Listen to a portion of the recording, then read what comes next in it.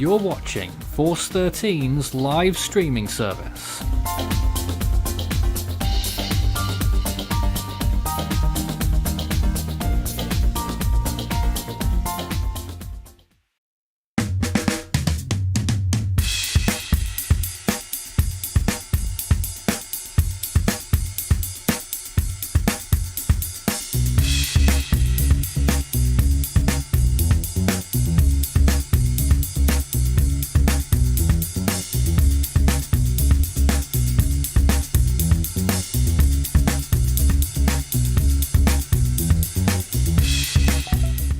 Our live event intro music there, probably the most played tune on our channel this year.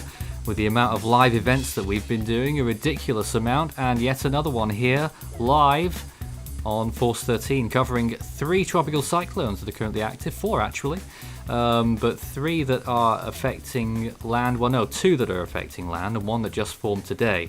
But 2 that formed today, I should say. I'm getting this all wrong already, but first of all, Iota is the main area of interest in the Atlantic now, a tropical storm that formed earlier today with winds of 40 miles per hour. Could become a major hurricane before impacting Central America once again, same areas that were affected by Eta just over a week ago. Also out in the Atlantic, Theta is still alive, edging nearer to Madeira, but doesn't look like it will quite get there. And in the Western Pacific, we've got Typhoon Vamco, which rapidly intensified earlier today and is a Category 3 storm right now and headed towards the coast of Vietnam. A very strong system, much stronger than anyone was anticipating just 24 hours ago. So we're going to have to cover both of these systems today. Iota and Vamco are the headlines tonight. But also in the Southern Hemisphere, it started the season there as well. Alicia has formed in the South Indian Ocean. That's the first time Alicia has been named anywhere in the world since that fateful hurricane in 1983 that slammed into Texas. It's actually the only other time that the name Alicia has been used. And a little bit of trivia there. My name's Nathan Foy. I'm joined by our team tonight consisting of DeWatt, Jacob, Kay, and Strat. Good evening, good morning, good afternoon, wherever you are. Welcome aboard, and we have yet another Atlantic situation playing out. I mean, this year has thrown a lot of loopholes or curveballs in the Atlantic, but I don't think we've seen nearly one as significant as not only this being the 30th named storm of the year, but by forecast right now, going to be the strongest storm ever in the particular part of the basin that it's in for any time of this year or later to the end of the year. So it will be the latest major hurricane landfall in Central America for hurricane season if this forecast holds up, which unfortunately looks to be more likely than not with some of the model type. North of Otto 2016, of course. Yeah, I was thinking about Southwest, and this is more of, that's the deep tropics. This is this is going to be the first hurricane on record after the 13th of November in the Northwest Caribbean. Yeah, I mean, that in its alone just shows the record breaking. But honestly, the worst part is that this is going to be making landfall just about 2 weeks after Eta did in a similar area, and then moving at a relatively slow pace for about 2 days, dropping easily over 300 millimeters of rainfall over widespread areas. And it will not be surprising whatsoever to see localized totals going substantially above 500 millimeters. And a lot of this is going to be occurring in areas that have really barely been able to pick up the pieces after Eta and are still very saturated. So, I mean, the threat that this poses cannot be understated in this scenario. And fortunately, it looks like from what we've seen from Kay and locals in the Discord server that people are taking some precautions ahead of time. And we're also looking at Vamco on the screen now. It's well clear of the Philippines, as you can see, but it's been looking very good today. Kay, would you like to explain Vamco to us? It's a bit difficult to explain it because it was supposed to weaken and then it decided to rapidly intensify and break maximum potential intensity if the satellite estimates are to be believed. The JTWC went with 130 miles an hour earlier today after receiving 6-hourly Dvorak assessments of that strength or higher. And I believe the latest assessment from NOAA was even higher than 130 miles an hour. so it still hasn't degraded in appearance on satellites. But that's not to say that what we're seeing from space is what's going on in the storm. I mean, we know from Eta that satellite estimates can Well, be yes. overblown, so it's uncertain as to what the exact intensity is on the ground. But as far as we're aware, it got to Cat 4. We've gone with Category 3 at the moment for the storm right now, and the cloud top's waning a little bit on the imagery in general, and getting a little bit less, looking a bit more raggy. It could have been stronger earlier on. This is something that we'll obviously have to look at in the postseason, like with so many other storms this year. And Iota, apart from becoming the 30th Atlantic named storm of this year, it's also the I think it's the 97th storm worldwide this year. The average for a calendar year is 92, so we're quite ahead in that regard as well. But Vamco is headed towards Vietnam, and this, obviously the strengthening of this storm is not good news at all. With high rainfall amounts expected along the coast there. Any idea what that might be? Must be talking many hundreds of millimeters once again. Yeah, I'll take a look at some of the forecast models really quick. But yeah, I mean, you're talking localized maximums pretty easily above 300 millimeters without a doubt. Fortunately, the storm's supposed to weaken a lot before it really finally comes on shore. But regardless of that, it still is very likely going to be at least a borderline typhoon now, despite substantial forecast weakening. And you're talking localized amounts in the next 5 days, up to 300 to 500 millimeters. But it is really forecast to wind down a bit, as shear is going to take a toll on it before it comes on shore. So that could mitigate the effects somewhat. But I mean, we're talking about a region that's been hit by 4 to 5 storms in the past month now. So again, same situation as Central America with Eta, saturated area that's at substantial risk of flooding concerns. Taking a look at Iota now. Sorry. Be a total of about 900 millimeters. So wow. Hopefully that stays offshore and doesn't affect inland areas. Looking back at Iota right now, how would we describe its satellite appearance? It looks a little bit messy, convection blowing up here and there, mainly on the southern side. It's degraded a little because of the fact that we're currently in diurnal minimum when convection is hardest to sustain over the open ocean. But from the point it formed, I was been following it fairly closely through today, and it organised far sooner than the models were anticipating and really got its act together before diurnal minimum put on the brakes for the time being. I'm pretty sure that in a couple of hours it'll go off again. I know it's easy to lose track of time, but what were the models originally saying for when it would be at this stage? At least a day from now, if not longer. So a day and ahead those of were schedule. The aggressive models. And what are the models saying right now? Right now, the models agree with a major hurricane peak. As of... They're pretty much in agreement with the National Hurricane Center. When you look at the models that are forecasting rapid intensification. However, almost all the global strengthen, and as such the NHC's basically ignored the GFS European and UK models. Wow. Which aren't going above Category 2. So we'll be covering all of these systems. It really depends on where our comments come from, and you can send them in during this. We like to do our questions and answers quite often. I think it makes it a much more useful use of the stream. Start your message with Force 13 all in text. It will light up for us in the YouTube chat. And here we go, starting with one. Why is Iota organizing faster than intensifying? I think they mean to say that it's maybe looking too good for its wind speed. I mean, I think something important to note is when you're talking about a storm in its formative stage, it takes time for the actual wind speeds to catch up with the satellite appearance, especially when you're this early on. You got to remember this has been a tropical storm for 2 hours. It's been a designated closed tropical cyclone for just over 8.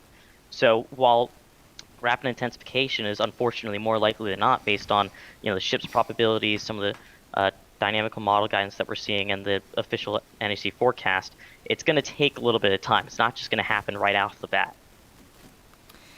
Will Iota be like Joan Miriam in 1988? A storm that I've seen comparison to from locals has been Fifi Orlean of Ooh. 74. That produced a lot of damage in Honduras along coastal areas, a lot of significant flooding, although I don't believe it ever made landfall in that country. That's the storm that people have remembered, and having seen what Eta did and what Iota's going to do, they're basically looking to the past and preparing for the future. Yeah, I do wonder. There's a few storms that it could be compared to along there, I suppose. It is quite far south. What I'm thinking about Yeah. right now is Hurricane Greta in 1978. I'm thinking these are Douglas. A lot of crossover storms. It's certainly possible that if this goes a bit further north, it could end up in the East Pacific without dissipating. Gee. Another question off the back of that was, how will Hurricane Week 2020 be like? Well, for those who haven't heard about it, it's used to be our yearly feature that we did many times, and it's coming back. Our big week of hurricane-themed events, starting on the 30th of November through till December the 5th. It is on track despite all of the activity, and there's going to be a lot of very interesting and fun stuff coming up with that, so certainly look forward to that. Yep. Let's see what else we've got here. Chances that Iota could become a Category 5. We've given it a 2% chance right now. Yeah, I think just the thing to know among all else is, while it can technically happen, we're still talking about good ocean heat content and high sea surface temperatures. This thing still only has 3 days. It would have to really go through an extraordinary process, which, while possible, is quite slim. I think people really have to realize that the primary, more widespread concern with Iota for Central America, other than the exact landfall location, where of course major hurricane winds and storm surge are going to be a very significant concern, is that additional widespread high rainfall totals on top of the amounts that just came down during Eta in areas that haven't had time to properly recover, and ground areas that are still very saturated, is going to be another major flooding concern. So that should be talked about, more than anything else, really, when we're talking about, the best preparation precautions to take. If I'm not mistaken, Kay, there already are some people listening to government officials and starting to evacuate out of certain locations that are prone after Eta, right? What I'm being told from a Honduran resident who's in our server is that a lot of bridges have been taken out, so traveling is harder. But also, there were a lot of temporary flood measures that are designed to help when the first flood happens, but have to be rebuilt for each time. And obviously, there's no time to rebuild any of those one-use measures. So apparently, the flood defenses of Honduras are greatly reduced, and anything that happens for the next year or so would have a greater effect than Eta did, with regards to the level of rainfall. If it's less rainfall, obviously it might not be as bad, but we're expecting potentially the same amount of rainfall from Iota as we saw with Eta, and that therefore would produce even more significant impacts. Let's take you on a tour around the world again right now. There's Iota on the left-hand side of the screen. The closest country it's to right now is actually Colombia. Significant rainfall possible just about on the coast there. Maybe. Over the border into Venezuela as well.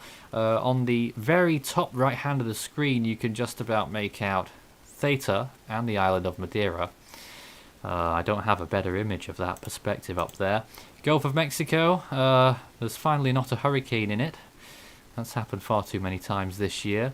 The Eastern Pacific, there is an invest out there. The National Hurricane Center has given it a moderate chance, actually a high chance in 5 days now, 70%, which I find curious. The Central Pacific, there's some convection blowing up there, but no sure signs of any cyclone anytime soon in the Central Pacific. Late season in a La Nina year can often produce a a cyclone there. The Western Pacific then, so there's the big picture, Vamco on the left-hand side, looking pretty good on that imagery, it has to be said, and still the trail from the storm and the energy extending all the way through southern China, Taiwan, the southernmost Japanese islands. As of a couple of days ago, it extended all the way to Alaska. That's sort of been punctuated a little bit now, and you can only really say that it stretches to the central open Pacific. But a lot of moisture there. A little disturbance down there as well over the Micronesian islands, but no real support for any development off that one. South Pacific, we could see the start of cyclone season here soon, but no clear signs just yet. I'd wait a couple of weeks for this area. And if we go to the right page, somewhere around here we have the Southwest Indian Ocean, or at least we did before the start of the stream. That's a very temperamental graphic. We'll be able to get that up as soon as it cooperates, basically. But I was going to show, actually I think we've got it again. There it is. That's at least one frame of what's going on out there right now. The new cyclone Alicia, which is east of the British Indian Ocean territory. Let's take some more questions. Well, we sort of had that question about whether Iota will be Eta 2.0. Do we think that Polo will form? I mean, there's an area of interest right now that has, I think, a 60% chance of development in the Eastern Pacific in the next 5 days. 70% there from the National Hurricane Center. 70%. So, I mean, more likely than not.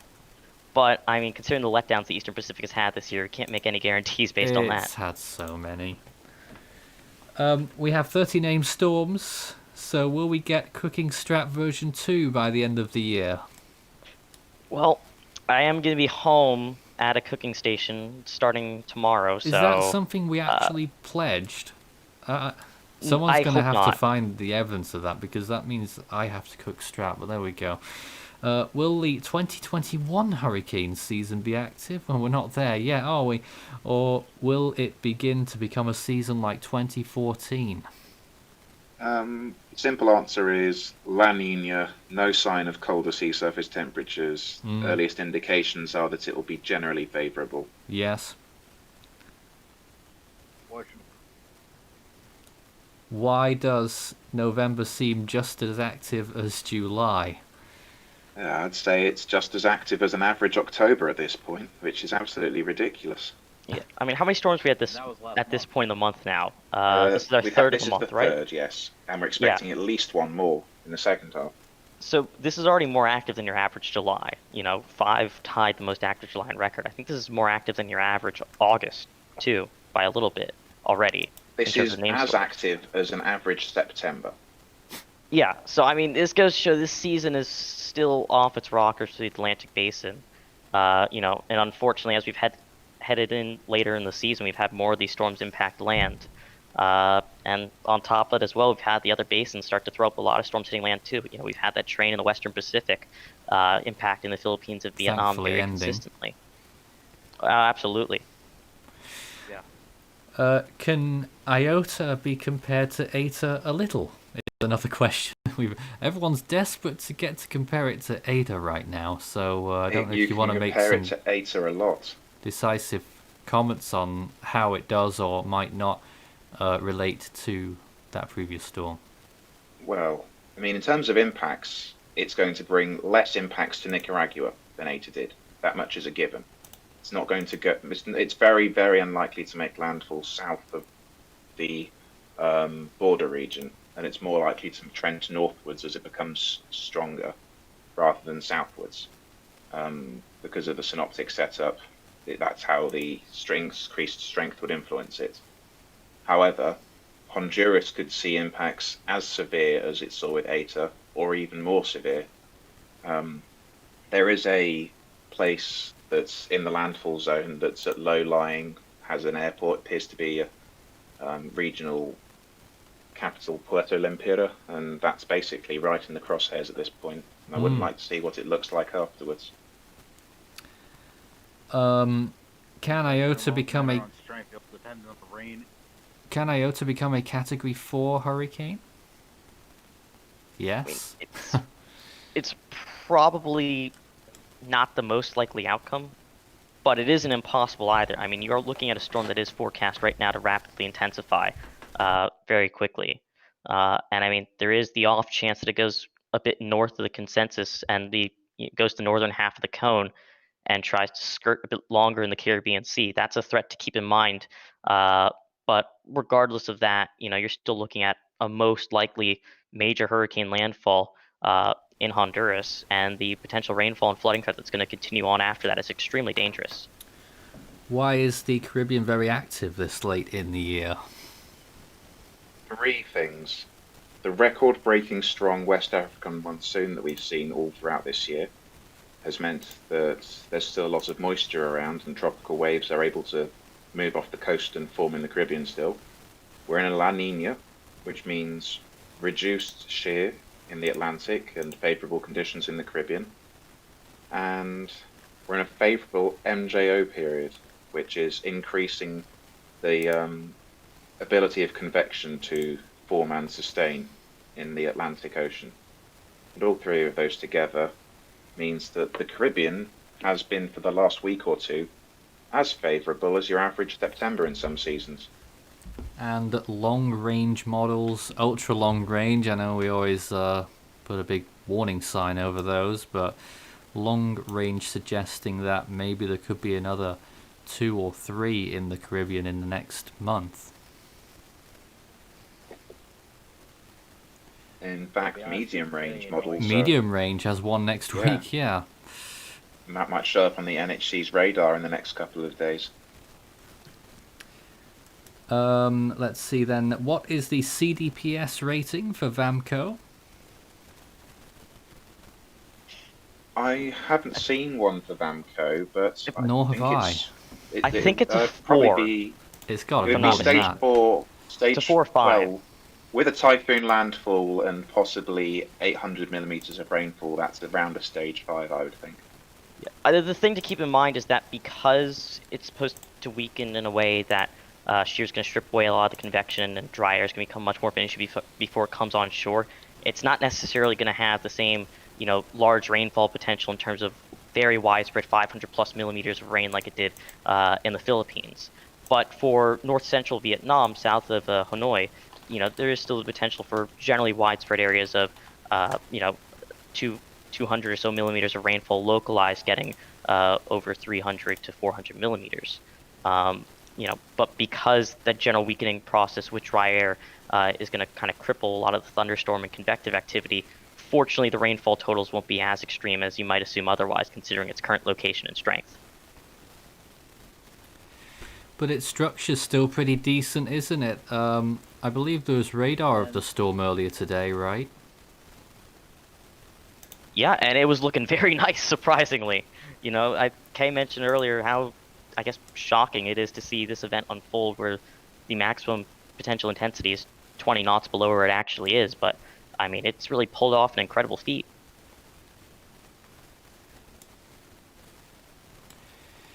So the storm's still progressing slowly to the west at this point, and it looks like it's on track to make landfall there in central to northern Vietnam and deliver a lot of rainfall to the area once again. Let's take some more questions. Could Iota be intensifying as quick as Eta did? And that they said the same thing about Delta, and the storm Eta beat it. So what do we think about its rapid intensification chances, I suppose? In terms of time to Cat 4, Delta and Eta hold the record from formation to that point. Delta was a bit stronger than Eta when it got to Cat 4, that 36-hour point, which is an incredible feat for either of them. Now obviously, we can't say for certain until an inner core forms and we know how big the eye is, because that mandates how fast the system can intensify. But the earliest indications are that Eta's getting its act together very quickly and will be likely be spending as much time as a tropical storm as Eta did, if not Delta, and could even potentially be a hurricane by the time Recon flies into it tomorrow. That would be exceptional. We've just been told off air that Vamco is actually only a stage 3 on the CDPS, which I find baffling. But I've not seen the data, and they have, so... Stage 3. Yeah. I mean, it's not just the weakening, because it might still be a typhoon when it comes on shore, albeit barely. But, again, and I'm pretty sure that was Devin that probably said that directly, because dry air is going to be such an issue for this thing as it comes all the way in, you're talking about a situation, the rainfall forecast, again, is pressed down a lot. It doesn't discount the risk at all. This is still coming into an area that has, faced substantial saturation of rainfall events from other tropical cyclones in the past couple of weeks. Just that fact on its own will make the area much more vulnerable. There we go. Oh, absolutely. You're talking 200 millimeters of rainfall over a good chunk of area. Don't discount that whatsoever if you're in that situation there. So, if you're in Vietnam right now, north of Hue, south of Hanoi, generally where this thing is going to come onshore near, you should be taking all preparations and precautions now ahead of time, just to stay safe. Let's see what other questions we've got at this point. Whether 2021 will be more active than 2020. Strongly doubt that. Could we possibly? For the Atlantic or just the world is what matters here, because. Well, either is improbable because we've passed the average on both years, on both parameters, I should say. 2021 being more active than the Atlantic, being the 2020 Atlantic, is, I would like to think, impossible, given that we've only seen a West African monsoon this strong one other time in the last 200 or so years of records, and that was 1887. So that's at least a 100-year return period, so hopefully we won't see something quite as crazy for at least 50 years. Deal, that's sure. Yeah, we're still in the middle of this year, to be fair, and we're still likely to have at least a couple more storms, and who knows where they'll form. We got to keep track for further potential land threats. But I think the bottom line is, it's going to be very difficult to beat a year like this in the Atlantic for named storms, nearly ever. Telling me. Another question there, when will we be doing Force 13 Sundays again? Now, I know that we're all eager to say goodbye to this hurricane season and have some more fun times on our channel, but for the time being, our Sundays and every other days are occupied by tracking the latest cyclone information. But we're grateful to the community who are really making the best of this year, I think. Particularly on our Discord server, which you can join in if you like, discord.gg/force13 to join the conversation. Why are we still having so many storms back to back in November? Seems like we've had a storm every week since August. We probably have. We had one period in late September where we didn't have a storm for 10 or 11 days. But, other than that, it's been just a complete train. We had parts of the year from July to August and into early September where you'd have two storms form within 36 hours of each other, once every week. And it was one of the strangest occurrences you'd really ever see to have that happen so consistently. But, we're in a hyperactive situation for the Atlantic this year, at least in named storms. And unfortunately, we've had a lot of really late season strong storms, despite a lot of the earlier storms being quite weak. This is Force 13 Live. If you have any more questions for us, please send them in. Start your message with Force 13 all in text. The latest news today is that more tropical storm formations, Iota forming in the Caribbean today, and Alicia in the South Indian Ocean makes it 97 tropical storms for 2020. The average is 92. The record, I think, is something like 108 or somewhere around there. Could be on for the record, you never know. Not that we want to reach it. What would happen if Iota goes up to the Yucatan Peninsula? That's really a very large statistical outlier. You're talking about a probability of that occurring. I think, based on what the forecast cone is saying, of if they're talking Yucatan Peninsula, Belize is in the cone, but the northern Yucatan Peninsula, which is mostly Mexico, is out of it. So you'd need a very substantial deviation for that to occur. You're probably looking in between the range of 20% or so at most. I should point of out that directly occurring right now. that I hate to point it out, but one ensemble has the storm going to Tampa, another ensemble has it going to the Florida Keys. Those are ensemble runs. They make up a very, very small proportion of the actual model spread. So that probably correlates to about 2% chance for those locations. You're talking about really unlikely circumstances, and not just based on the current information that we have, but also just raw statistics to have events like that occur.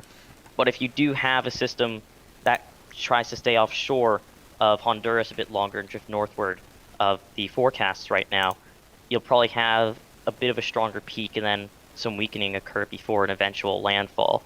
But again, the main threats right now, when this thing likely comes ashore in far eastern Honduras in just over 3 days, is going to be the wind and storm surge at the direct landfall location, and then the prolonged rainfall threat inland in areas that already received very large amounts of rain from Eta just a couple weeks ago. I know a lot of people are curious about, what does this specific track shift do to the potential wind speed? But we're talking on a broader scale, another very large flooding threat for a prolonged period of time as the primary concern. Could we have a hurricane in December making landfall in the US? Oh, God. The latest hurricane landfall was about a week before December, in late November, I think. So given how delayed the month have been this season relative to their activity, Nathan, we have 93S and 98E of them in the card. Okay, is that a new designation? Yep. So I think that's, if not mistaken, the area of interest in the Eastern Pacific being designated, and then that other area of interest further to the west of Alicia being designated as well to watch for development. We've talked a bit about Alicia just because it's the first named storm of the year for the South Indian Ocean, but potential land threats. And we've just lost Strat. Potential land threats down the line there we would go. probably be more, 93S, because there's a lot of uncertainty over where it's going to track exactly. It's supposed to not really move around much for a good amount of time. So if it tries to linger around, then it could eventually try to pull southwest. So people in Mauritius, Réunion, and Madagascar just generally need to watch with a keen eye for the next week or so to see what happens. Yeah. Questions about recon now. We don't know what to do. Sorry, questions about recon at this point. I can tell you about that. We have the first recon mission, unless they put one in sooner, which is possible but not that likely, scheduled for 18 hours from now at 18Z or UTC tomorrow. And at that point, we'll get our first reliable fix on the storm, know how it's developed, That's get a long lot time of away. information for the models. It is a long time away. But Could be it's still Category at 2 least... by then. Well, Category 2 would be pretty extreme, but It Category would, 1 but is possible. it would, but you know what this I season know, is like. But, yeah, stranger things have happened, but I wouldn't expect it for certain. So We'll get information about what the storm's doing, and then I think finally after that, 2 days out from Honduras, we should get the global and local hurricane models in line with one another and finally stop having the divergence where the global models at the moment are going weaker, and as a result they're not moving the storm as north as much as the hurricane models are, and therefore they're moving it into Honduras and dissipating it over land, which is what the NHC cone shows. So you think recon However, the observations hurricane- might change that? I think recon will bring both of them together. I don't know which way it will go, but I'm sure people who have been monitoring the models will have noticed that the H1 and HWRF, the hurricane models, have gone consistently north of land and a lot stronger than the global models. The latest H1 run produced a 145 mile an hour storm not that far off the northeast coast of Honduras. It slammed the islands just offshore and then ended up threatening Belize at the end of the run. Yeah, I will note though, at least with the H1 there, that its track forecast has shifted south by I think about 200 or so miles in the past 18 hours or so. So I mean, Yes. yesterday you had both the HWF and H1 trying to say, it's going to be a stronger storm, and then also go towards the northeastern Yucatan Peninsula. The H1 at least has come a lot more in line with the consensus, though it still lies a bit to the north of the average model run set. The HWF is still the main outlier remaining, and No, I think the HWRF this run is following the H1 going a short way off the northeast coast as a very strong system, but not making landfall. so that'll probably bring the consensus more in line and not have as much of a direct outlier remaining. I think that the important thing is like a lot of the global models have struggled more with some of the intensities this year, but with some of these Western Caribbean storms, in particular Delta and Zeta, we saw the HMON and HWRF nailed the fact that they intensify pretty quickly, but then really struggle with the fact that they would end up going much more further west and south than initially anticipated. They were the last models to shift off the idea for both of those storms that they would be making landfall in Cuba. So, I mean, it obviously sucks that this year, in part because of the pandemic and other things, that we haven't had as much flight data to go into all the computer models as a whole.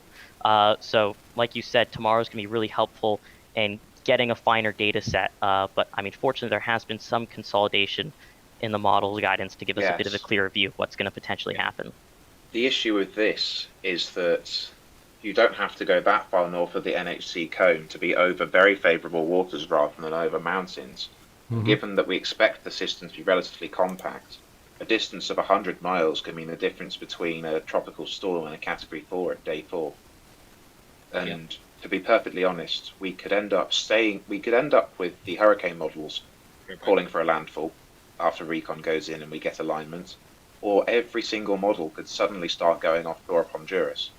And in my opinion, that would be worse because there's a lot of population along the north coast of Honduras. But also it would mean the rainfall goes on for longer and must be more sustained due to the water replenishing the storm's moisture supply rather than losing it once it goes over land. Obviously it spreads to Belize, the significant impacts at landfall. Yeah, I do think the other important thing to note too is that regardless of where it makes landfall, whether it goes exactly as the current cone says, whether it splits off a bit to the south or splits off a bit to the north, that it's still generally expected to rapidly intensify and be a major hurricane at landfall right now. Despite some of the slower rises up in some of the global models, we, at least in wind speed, all indications are this thing is going to be able to rapidly intensify like other storms in the area have been able to do, unfortunately, during this season. Not necessarily at this point to any degree like we saw with Delta and Eta, which are two of the top 3 fastest intensifying storms on record for the entire basin, but still to the point where it is going to be a very large wind threat for the direct areas where it's coming onshore at.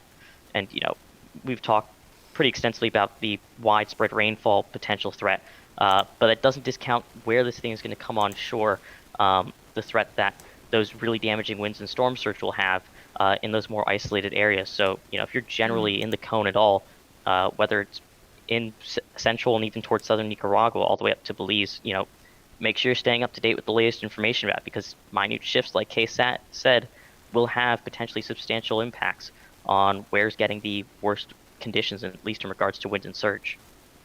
Indeed, and when these hurricane watches that the NHC's been talking about come out in the next couple of advisories and you find yourself under a hurricane watch, I would make sure you have a plan to evacuate in place if the storm decides not to shift and come straight for you. You don't want to be left in a low-lying area with surge that could potentially be 10 foot or more. And that goes double, not just for coastal areas, but also areas inland that are still very prone to flooding and enhanced rainfall totals from Eta's impacts. It's been a reassuring sign to see people taking precautions ahead of time because of some of the infrastructure damage from Eta, as we've seen from some of the photos and reports, and just being smart and potentially getting out of more prone areas well ahead of time. Yes, the places that have been impacted heavily by Eta have basically made the population realize that they were in threat, and with a similar system on the way, they've all decided to leave, basically, which is good news to hear. We have plenty more questions here. What is the possibility that we get a Category 5 in December? Has that even happened before in the Atlantic Basin? I don't think it has. No. So, I mean, if you're talking a statistical probability, Near nil. well under 1%, yeah, basically near nil. You know, because even though you technically have very small areas in the basin as a whole that would still potentially be conducive for that, you know, shear as a whole picks up across the basin despite La Niñas and stuff, and it is harder for storms to form, let alone gain substantial strength. Well, unfortunately, in this world, it's very rare that you can say there's a 100% chance of something happening or not happening. Yeah, that is the unfortunate reality about some of these things. You know, we kind of have to play it by ear occasionally this year. You know, it's been a pretty interesting, I guess, occurrence to really see some of the strongest storms consistently be much later in the year than you'd typically see. You know, our strongest storm in terms of pressure was in early November. And if this becomes a major hurricane, I think that's our 5th major hurricane since the start of October. Yeah, there's a question about this. Why were the early storms weak whilst the late season storms are strong for the Atlantic? Now, usually seasons can start off slow, but this is, you know, this has been weighted massively towards the latter end of the season. I think the best explanation, and I'm sure other people here will concur, is that a lot of the early named storms were these kind of weird, almost janky subtropical or non-tropical origin systems that would briefly form and be short-lived. You know, Dolly is a good example of that. Josephine, not really the best because it was from the tropics, but Kyle's another good example of that. You know, we had a lot of storms like that early in the season that racked up the storm total, but were short-lived and not really in the right environments to be particularly strong. Omar's another good example. What we've had happen late in the season is a plethora of tropical waves come into the Caribbean Sea in an environment where ocean heat content and sea surface temperatures remain very warm, in part because of the lack of very strong activity there most of the year. We only really had a system before October that crossed through most of the areas that these storms have been going through as Marco. And these systems have had those conditions and then uncharacteristically high wind or low wind shear for this time of year as well. And all of them have just really been able to take advantage of that and reach very strong intensities late in the year. Kay, do you know the current ACE value now? It's into the mid 160s. For the Atlantic Basin? Yes, and that places 2020 as the 8th most active satellite era season by ACE. Yep. You know, I think that is one thing to note, that despite the sheer amount of named storms, that, you know, because a lot of them, are, particularly early on in the season, were weaker, and then a lot of the stronger ones we have had weren't strong for long periods of time. You know, they rapidly intensified and reached their peaks near or at landfall. The ACE total hasn't been able to bump up to a number you'd expect for 30 named storms in a year. I think a much better way of reviewing the catastrophe that this season has been, particularly in the latter half, is not by ACE, but by just looking at the number of landfalls and the number of intense systems, or not even intense, just high impact landfalls. Even Beta, that was a tropical storm, produced flooding impacts for Texas. Sally was a Category 2 that produced significant rainfall impacts for parts of Florida, Alabama, Mississippi, Louisiana, and Florida. I said that already.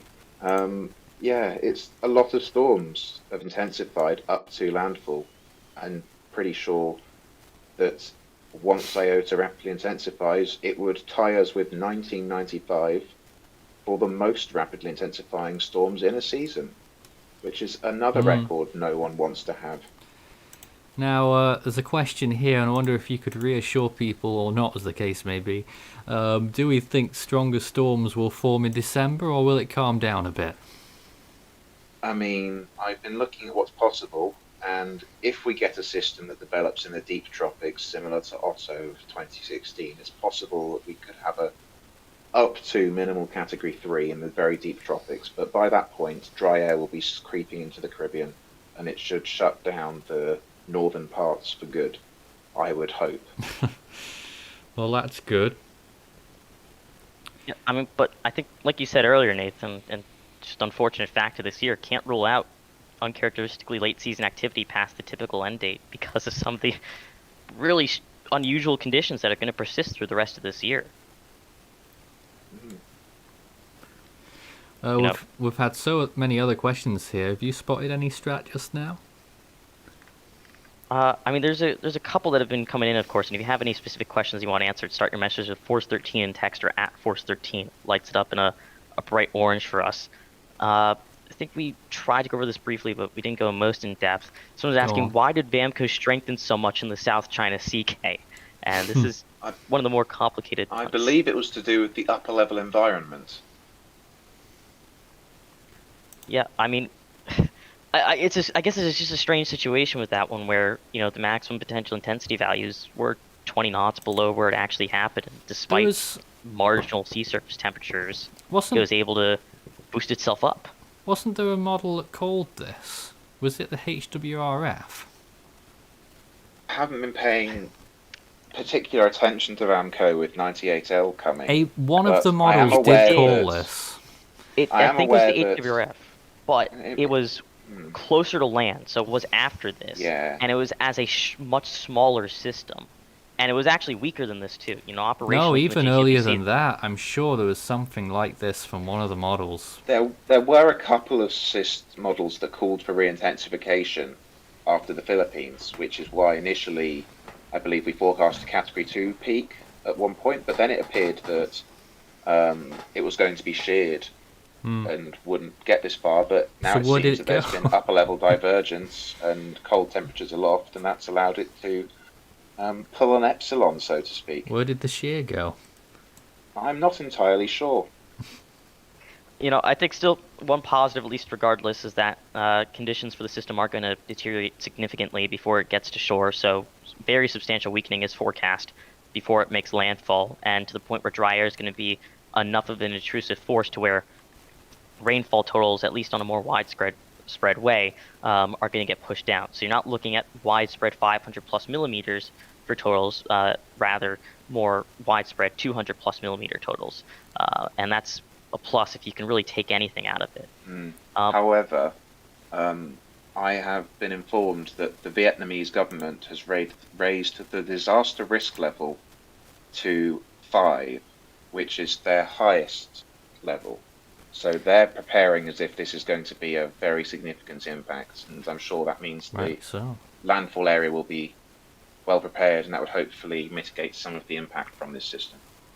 Yeah, and I mean, makes complete sense for them to do so, considering the fact that this thing's going to be coming onshore and bringing some of its worst impacts to areas that are already very saturated from multiple recent storm impacts. So, if we're talking about an area that hasn't received an average amount of rainfall in the past month, 200 millimeters isn't going to do the most damage. Of course, localized higher amounts, that's where you get into the concerns for flash flooding and mudslides and other risks. But if you're talking about that on an area that's received multiples more than their average amount of rainfall over the same time period, then it's obviously a much higher concern, and they're taking precautions ahead of time because of that. So a reminder about our 2 headlines tonight. The big systems to watch right now. Tropical Storm Iota, which formed in the Caribbean Sea earlier today, and it looks to me as though it's getting its act together just a little bit. The rotation's certainly quite impressive on this floater imagery. Likely to become a hurricane or even a major. National Hurricane Center, they're running with major hurricane at peak, so certainly take that very seriously. And daylight is just about to reach Vamco on the very latest rapid scan imagery here. You can just about see it starting to turn blue as we transition from the nighttime imagery to the visible daytime imagery. I'm sure it would be quite a picturesque eye, even though it is a little bit ragged on the infrared. And Vamco is a Category 3 at least at this point. We put it at estimated 120 mile an hour winds, and it's getting close to Vietnam, yet another storm that will be affecting that country that's been so adversely affected by storms this year. Yeah. A question in the chat as well about Iota as well. Someone's saying what time period are the conditions around the system favorable for the rapid intensification that's forecast? I think the simplest answer is, in K, you'll have some more of the technicals, is that, I mean, the conditions are really favorable up until day 3 or just after that when it's supposed to move inland. It's just that it takes time for systems to actually get their act together and structure to intensify. We're still in a formative stage with this system to where it needs to organize itself a bit more before it can intensify at a bit of a quicker pace. Yeah, you are correct when you say that conditions will become less favourable once it moves inland, but that's not because the atmosphere is becoming any less conducive, it's simply because it's moving over mountainous terrain and that would disrupt the storm. In actual fact, this storm throughout the 5-day forecast period is expected to be situated underneath a high atmosphere feature called an upper level anticyclone that is basically going to protect it from wind shear and improve its outflow. Alongside that, you've got high relative humidity around the storm that will prevent dry air intrusions, basically. And the oceans, as we've kept saying this season, aren't cooling down like they're supposed to, and are still very much favourable enough for anything up to a Category 5 and even a bit beyond that. So, if this doesn't go inland, it'll keep going. It's the short answer. A few things to point out, Kay. I don't know if you've got the same info as me, but I'm seeing about between 10 and 15 knots of wind shear right now. It's supposed to be around 10 right now and dropping as we go forwards. It will start dropping in about, well, over the next 24 to 36 hours. It will reach a minimum near 0, so...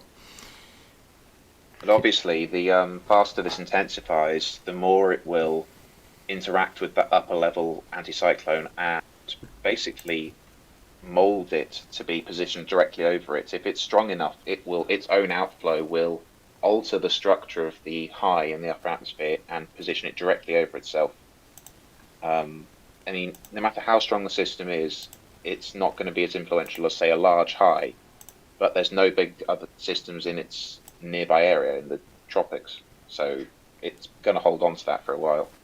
Yeah, I mean, National Hurricane Center noted it in their mid-season update when they updated their forecast for the year that wind shear across the basin, particularly in the Caribbean, would remain below average. But I think to some, to see it so persistently low at this point in the year, allowing us to have all these late-season stronger storms, and you know, this is going to be the first time at this point in the year and later that we have a hurricane in this particular part of the Caribbean Sea.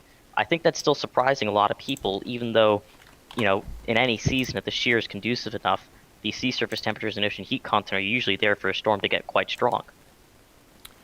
It's incredible to consider that we have 4 active tropical cyclones, 1 remnant low, Eta, which is now extratropical off the US East Coast, and 2 invests as well at this time of year, which November is typically, I think, statistically, is the second quietest month of the year. Yeah, it really is typically one of the quieter months of the year, so seeing all of it is surprising to say the least. We almost had 3 active storms at once in the Atlantic in the month of November, and that really says a lot. You know, we've talked a lot about Iota and Vamco because those are the 2 main storms threatening land right now. But, you know, we do have Ulysses, which is the first storm of the season in the South Indian Ocean, and then Theta, which even though it's supposed to eventually wither away as it nears Madeira, it's held on better than initial expectations. This thing was supposed to, you know, be substantially weaker now than it actually is. So the fact that it's maintained 60 miles an hour for most of the past 3 or 4 days now, and, you know, is really only forecast to wind down as we head into the weekend to become a post-tropical system, you know, Sunday, and then head towards Madeira, really says a lot about what this year has done in terms of just defying initial expectations. And in actual fact, currently, with Iota and Theta active at the same time, this is the first time since, again, 1887, the second most active West African monsoon on record, that we've had two simultaneously active tropical cyclones this late in the season. And 1887 had that in the early part of December, and I believe Wow. they both peaked as a hurricane No way. in December. So that shows you what's possible then. Shows you what's possible. And after those two hurricanes, one of which formed in November, one of which formed in December, 1887 went on to produce another tropical storm after that. So I would say until the models calm down, the season won't calm down. Yeah, well, fortunately, at least it doesn't look like Theta is going to become a hurricane. It's not going to pull a like as a Pablo. No, last it's year. definitely past its peak at this point. Yeah, Alright. I mean, just the fact that it's held on like this, and I guess it's just a hallmark to the season as a whole for the Atlantic Basin. Yeah, following the trend. We've only got a few minutes left here. Shall we talk a little more about Alicia then, which is currently churning around the South Indian Ocean? Shouldn't be a threat to land, but one or two hints that maybe its remnants could wind up near Mauritius. Maybe eventually down the line, but it is really looking right now that the widespread consensus that it's going to eventually just dissipate well out in the open Indian Ocean. It isn't to say that it won't also have some recurrent threats. It is also a complex situation though, because you can't see it on this particular screen, but to its west is that other area of interest, and both of their tracks may well be influenced by each other. The last GFS model has the other system forming pretty soon, and then moving east, and then pretty much north of where Alicia is right now, and then following it. Yeah, I think the notable thing with those, at least, is that the GFS disintegrates both of the systems at around day 5, They too. do, yes. But, even so, if you see this kind of non-typical interaction cause a substantial shift westward in either one of them, it doesn't have to be Alicia. It could be the other Invest. If you see either those interactions when they're unfolding cause a significant change in the, forecast for either of the systems, then down the line, closer to a week out, maybe a bit more of a threat for Mauritius, Réunion, and Madagascar. But right now, at least, it doesn't look like the most likely outcome. Now some quick-fire questions before we finish up. Can Iota be the wettest tropical cyclone in history, yes or no? No, it's not going to stall as far as we're aware, so it wouldn't be able to do that. Will storms form in January? Potentially. We hope not. It's amazing that I you mean, say they definitely will in the southern hemisphere, but I presume they're talking about the Atlantic. It's possible. Yeah.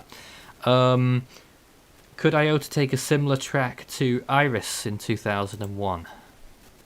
Yes, that is a system that I was looking at earlier, and it would be very similar to that if it moved north of Honduras. So again, waiting for the model guidance that will be coming out around this time tomorrow following recon.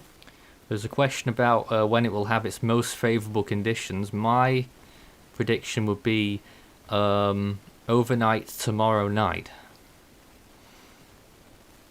Well, Yeah. assuming a landfall in Honduras, it would be around 24 to 48 hours from now, as you said. But if it moves north of Honduras, the conditions just northeast of the coast are the highest oceanic heat content that this could potentially move over. I just wanted to point out as well the one of the more recent HWRF runs, I'm sure you've looked at it as well, calling for a high-end Category 3 and a pretty large one to make landfall in Mexico.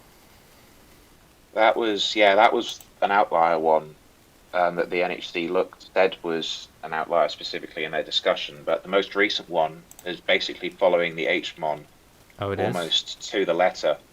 And in actual fact, it's the most intense run so far. Oh, really? About 100 hours out, the HWRF, without recon, which isn't that reliable, is at 940 millibars, 140 miles per hour. Oh my goodness. And is about to affect those islands off the north coast of Honduras. But, basically, we can keep looking at them and going, oh, that's not good, oh, that's not good, nothing's good. Until we get recon, we will not have a definitive grasp on the situation. And even then, if it's rapidly intensifying, we'll never have a definitive grasp on the situation until it stops intensifying. Yeah. I think the best way to explain how to treat a situation like this to people that are either watching the system from afar or are, in its potential path is, two things. One, if you're trying to look for a track forecast, the best thing you can do is look at, the average and the consensus and blend all the solutions together along with other conditions like the National Hurricane Center and other agencies do. And the other thing is if you're in that cone of uncertainty, whether it be in central Nicaragua all the way to Belize, make sure that you're taking the time right now to double check and make sure that you have a general hurricane plan in place.